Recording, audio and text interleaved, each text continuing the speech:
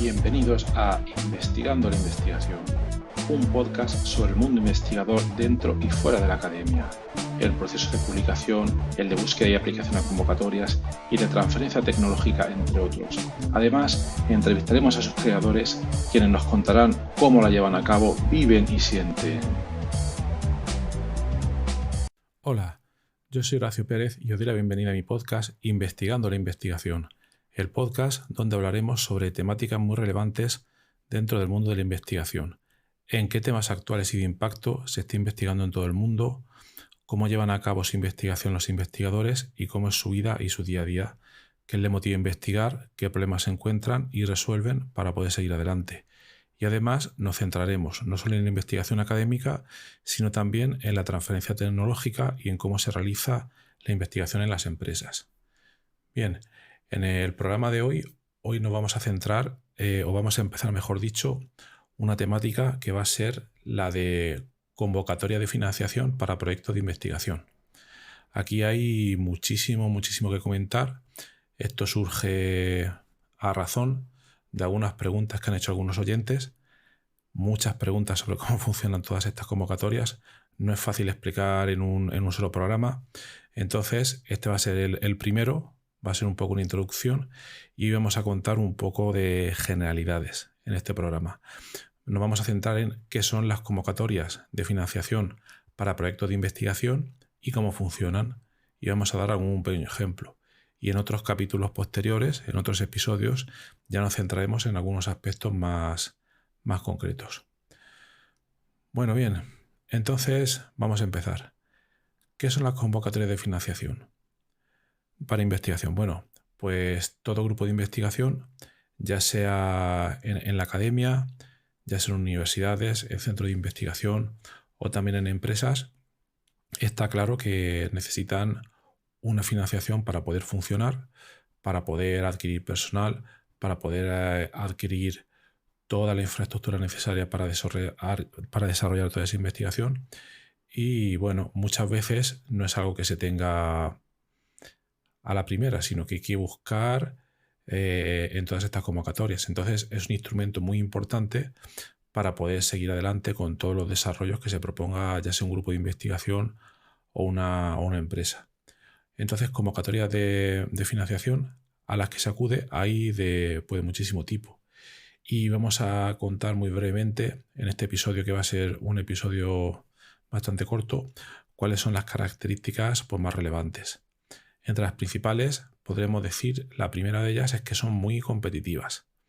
¿Qué quiere decir todo esto? Bueno, estas convocatorias se suelen abrir durante espacios muy cortos de tiempo y puede ser 2 semanas, puede ser un mes, y en ese momento todos los grupos de investigación, todas las empresas que cumplan los requisitos que se han especificado en la convocatoria, la cual es de acceso libre normalmente, pues tienen un tiempo para poder prepararla y para poder enviar su proyecto a esa convocatoria.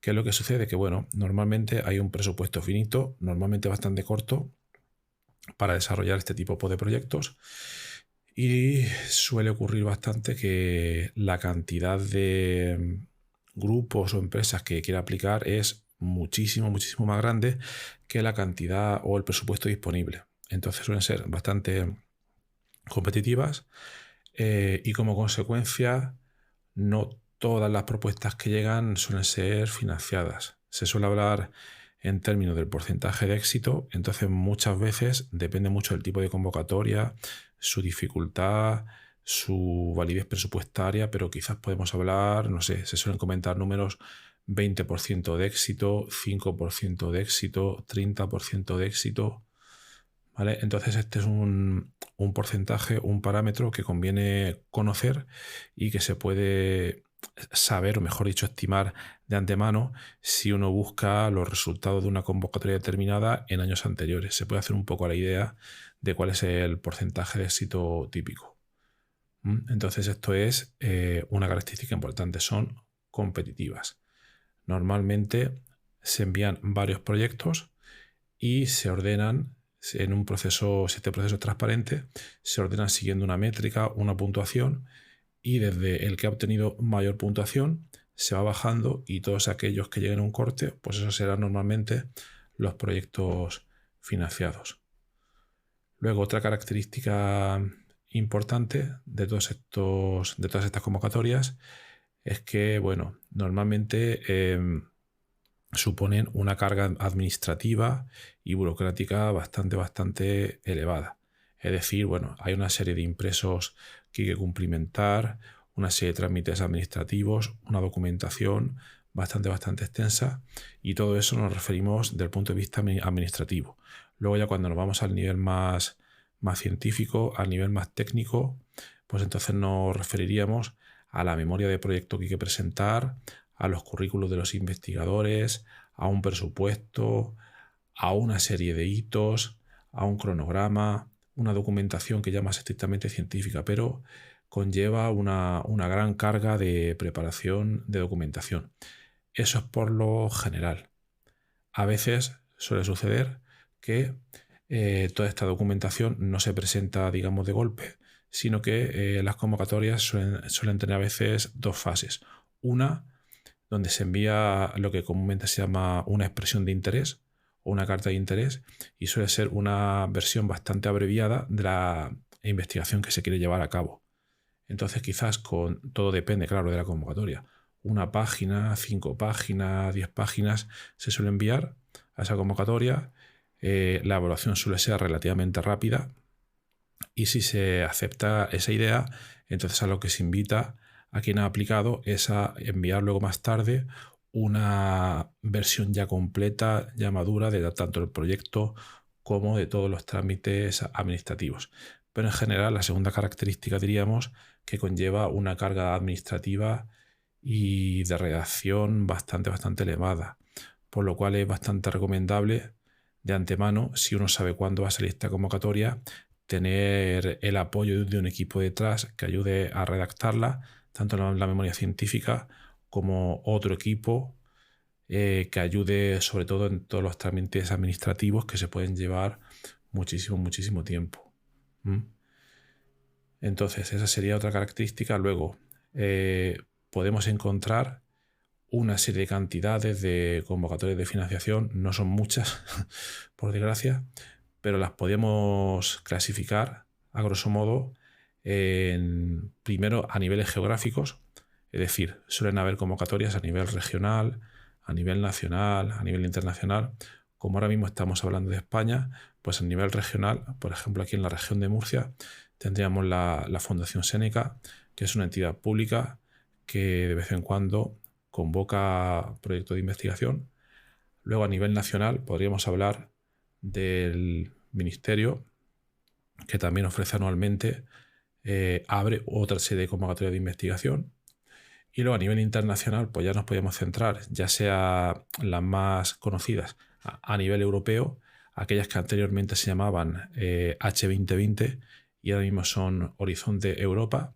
Son convocatorias bastante potentes, hay bastante dinero, pero también hay mucha competitividad, y aquí también la cantidad de documentación que hay que presentar es relevante. Entonces uno, cuando quiere preparar una convocatoria, lo recomendable es que esté atento pues a esos tres niveles: al regional, al nacional y al internacional. Y yo incluso diré un poco más: a la hora de fijarse uno en el nivel internacional, no me limitaría solo a Europa, sino que intentaría ver qué otras convocatorias hay en otros países, Estados Unidos, Japón, muchos otros países, porque si uno tiene una red de colaboradores, si la ha establecido con el tiempo, se le puede dar la posibilidad de poder aplicar también, no como centro coordinador, pero sí como miembro del equipo, a todas esas convocatorias.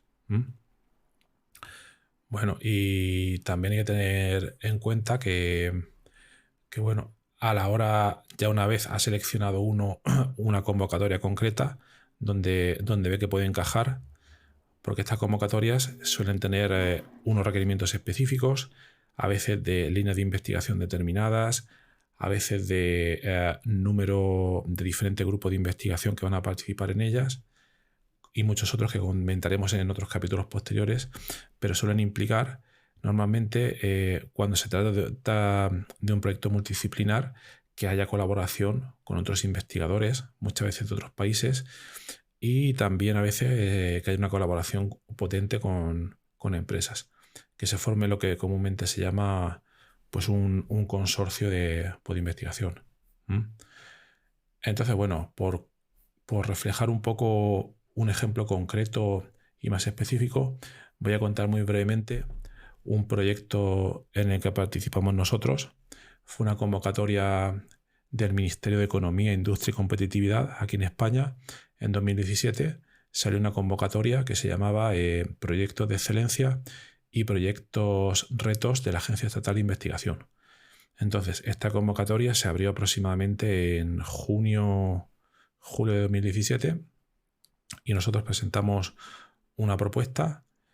Y bueno, por comentar un poco cómo fue la convocatoria retos, había otra que era de investigación un poco más fundamental. Nosotros nos presentamos al área de salud y dentro de ahí pues habían diferentes áreas. Nos presentamos al área de química y presentamos un proyecto cuyo título era Desarrollo de técnicas avanzadas de descubrimiento de fármacos, su implementación en herramientas software y web y su aplicación a contextos de relevancia farmacológica. Voy a leer el resumen del proyecto por si alguien tiene curiosidad, y el resumen era el siguiente. Uno de los retos más importantes actualmente en el campo de la salud y seguridad social es el relativo al descubrimiento de nuevos compuestos bioactivos para problemas de relevancia farmacológica o donde los compuestos conocidos previamente no son lo suficientemente efectivos. Tradicionalmente, ha sido la industria farmacéutica quien se ha ocupado del estudio de dichos problemas, debido al gran coste económico que implica y a sus dificultades técnicas. Sin embargo, desde hace unas 2 décadas existen metodologías basadas en la química computacional que permiten acelerar dichos descubrimientos y que pueden ser desarrolladas de manera eficiente en un entorno académico a un coste menor. El solicitante de este proyecto ya ha demostrado la factibilidad de estas técnicas al aplicar un proceso de investigación multidisciplinar basado en química, biología, informática, entre otras, con la explotación de arquitecturas computacionales paralelas de alto rendimiento, tales como puedan ser las GPUs y supercomputadores. No obstante, tanto esta metodología como otras usadas por una gran cantidad de investigadores todavía presentan una serie de limitaciones a nivel de capacidad predictiva y de velocidad de proceso de datos, 2 factores de extrema relevancia para poder llevar a cabo con éxito este tipo de proyectos. El solicitante ha identificado limitaciones relevantes en dichos métodos y propone en este proyecto cómo solucionarlas, partiendo principalmente de resultados previos propios.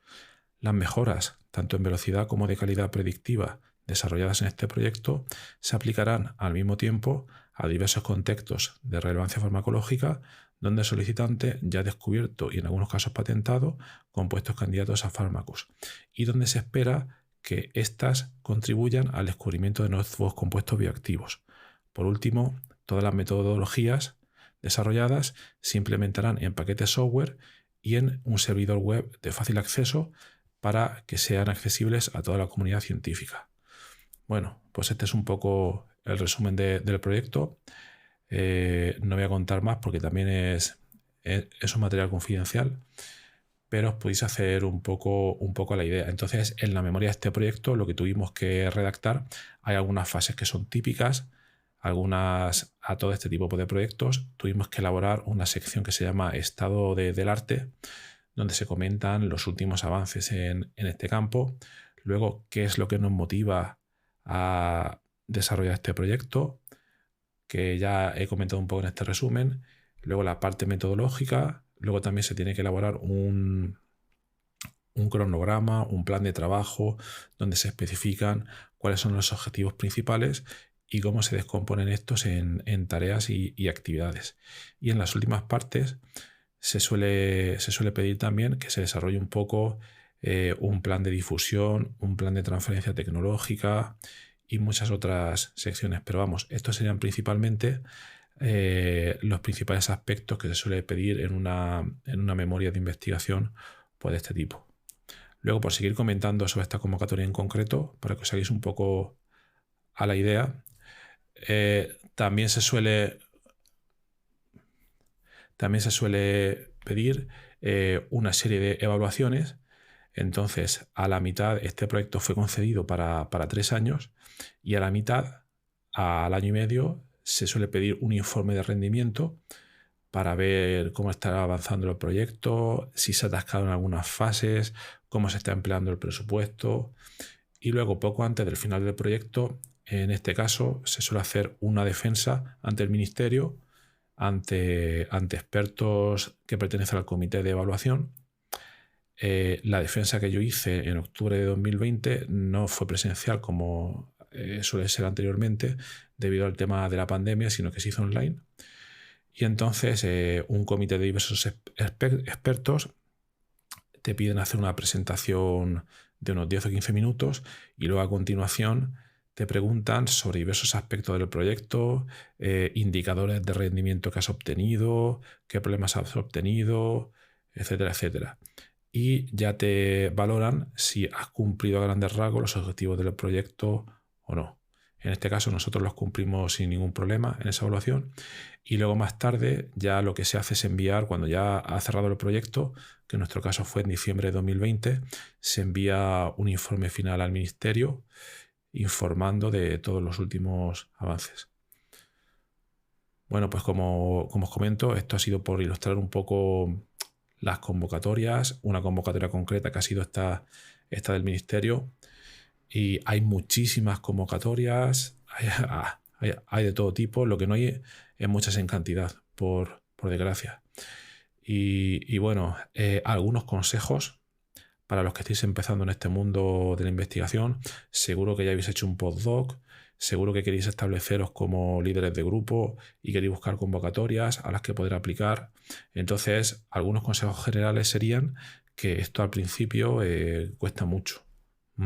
Cuesta mucho. Primero, un consejo sería tener claro definir una línea de investigación determinada y que esa línea esté respaldada por resultados de investigación propios que hayáis obtenido durante vuestra trayectoria.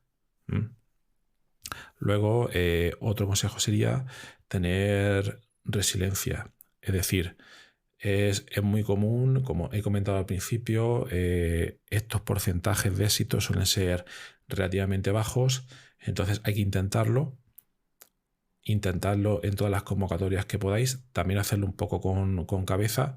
No se puede enviar una convocatoria a la semana y que te la rechacen todas. Si eso sucede debe ser por algo, porque habrá que cambiar alguna idea o alguna cosa, pero si vamos a 3 o 4 convocatorias por año, que es un poco la media, no pasa nada si te la tumban. Hay que seguir intentándolo y ser consciente de que esto no solo te pasa a ti, sino que es algo que le pasa pues a todo el mundo. Y lo más importante que hay que aprender de todo este proceso es que si te aceptan la propuesta, pues genial, pero si te la van tumbando, es hacer caso, porque son evaluadas por expertos, del feedback que te den para poder mejorarla. Te dirán, bueno, esta parte de la línea de investigación es demasiado arriesgada, esta otra no tiene sentido, aquí debería colaborar con grupos de este ámbito, etc. Todos esos consejos suelen ser bastante útiles y a lo que ayudan es a ir puliendo la propuesta hasta que llegará un momento en que te la podrán aceptar prácticamente sin problemas. Pero esto es un poco por la base de la experiencia y también tened en cuenta que mucha gente que no consigue proyectos en estas convocatorias es porque no aplica. Luego también hay que tener en cuenta que la gente que aplica y que es resiliente, que es una condición desde mi punto de vista necesaria, también es muchísima y a veces mucha más que la poca financiación que hay. Pero bueno, si sois resilientes, ahí tenéis una ventaja. Y luego otra muy importante, aunque esto también depende de vuestro campo de investigación, si vuestro campo de investigación no es multidisciplinar, estoy pensando, por ejemplo, en algunos investigadores que conozco en campos como puede ser matemática o investigación en álgebra. Ellos mismos, con su propio grupo, pueden desarrollar investigaciones punteras, pero normalmente en otros campos, como puede ser el nuestro, es un campo totalmente multidisciplinar y donde es imposible, os puedo decir que es prácticamente imposible, llevar a cabo una investigación potente si no colaboras con grupos de otras áreas afines y necesarias para poder desarrollar el proyecto. Por ejemplo, en nuestro caso, que es el descubrimiento de fármacos, nosotros somos un grupo computacional, y cuando hacemos una predicción de compuestos bioactivos siempre necesitamos otro grupo experimental que pueda llevar a cabo la caracterización de esos compuestos. Entonces, obviamente es necesario, y por tanto lo que es totalmente recomendable es que si no tenéis colaboradores de este tipo, obviamente vosotros estaréis en otras áreas, pero que busquéis de antemano vuestras colaboraciones, que las establezcáis con el tiempo y sobre todo mantener lo que se llama un networking activo. Siempre saber establecer contactos con otros grupos, establecer colaboraciones con ellos, porque luego cuando abra una convocatoria de esta, quizás sois un grupo muy potente, pero os van a pedir, bueno, se necesitan 3 partners, uno de cada país europeo, uno que tenga estas características, esto, las otras. Entonces eso es muy difícil buscarlo o conseguirlo de la noche a la mañana. Entonces normalmente, ya digo, si sois un grupo multidisciplinar y os movéis normalmente, pues seguro que tenéis muchos contactos, pero si no lo hacéis, yo creo que eso es un fallo, importante y que os puede lastrar. Entonces os recomendaría que mantengáis un networking activo con diversos grupos, y eso se puede hacer de muchas maneras. El método prepandemia era asistir con cierta frecuencia a congresos donde vas conociendo gente, pero a día de hoy, y gracias también a la explosión, ya sea buena o mala, del tema de las videoconferencias, también es posible establecer contactos espontáneos con otros grupos y que eso pueda cuajar en colaboraciones. Eso ya lo comentaremos en otro episodio. Bueno, pues quiero dejarlo aquí ya, porque esto era una idea de hacer un capítulo un poco introductorio y abrir una serie, y luego ya en otros capítulos posteriores pues ya comentaremos más detalle, ya nos centraremos en otras preguntas que nos han enviado por los oyentes, ya nos centraremos quizás cómo establecer esas colaboraciones, cómo desarrollar unas memorias que sean potentes, cómo encontrar convocatorias y muchos otros aspectos. Entonces, bueno, por último, en mi trayectoria investigadora yo he conseguido diversos proyectos como investigador principal en los últimos 12 años, otros como miembro de consorcio en otros proyectos. Entonces, quien quiera saber más información sobre cómo encontrar estas convocatorias, prepararlas, buscar colaboradores, también puede escribirme directamente a través de las notas del programa, y si tiene alguna duda intentar ayudarle o sugerir algún otro tema específico para próximos capítulos. Y bueno, pues aquí terminaría el programa de hoy. Entonces, gracias por estar ahí y escuchar mi podcast Investigando la Investigación. Como os he dicho antes, en la nota del episodio tienes los detalles y un formulario donde, si quieres, puedes opinar y también sugerir también el próximo entrevistado tema. Otra cosa es que sea posible conseguir ese entrevistado o tema, pero bueno, se puede intentar. Y bueno, sobre todo lo del formulario, porque tu opinión nos parece muy, muy interesante e importante y puede ayudar mucho a mejorar el programa. También tenemos un grupo de Telegram donde discutimos todos estos temas. En la nota del programa tienes información. Y bueno, por último, si te ha gustado, te agradecería lo recomendases a tus amigos, conocidos, o lo difundieras en las redes sociales o donde sea. Muchas gracias y hasta la próxima. Gracias por estar ahí y escuchar nuestro podcast Investigando la Investigación. En la nota del episodio tienes los detalles y un formulario para que opines y puedas sugerir el próximo entrevistado o tema, ya que tu opinión nos parece muy importante.